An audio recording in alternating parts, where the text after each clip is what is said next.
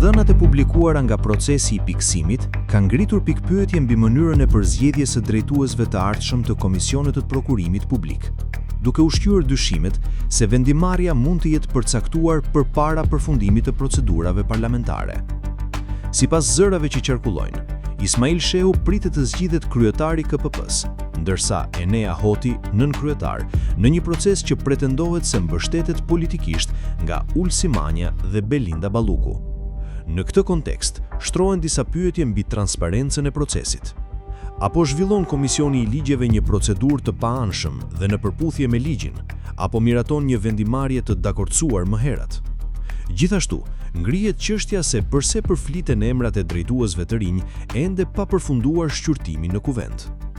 Ligji parashikon që kuveni zgjedh kryetarin dhe antarët e KPP-s, ndërsa nënkryetari zgjidhet nga vetë antarët në mbledhjen e tyre të parë. Për këtë arsye, çdo marrëveshje e mundshme paraprake do të ngjallte dyshime mbi respektimin e procedurave ligjore dhe pavarësinë e institucionit.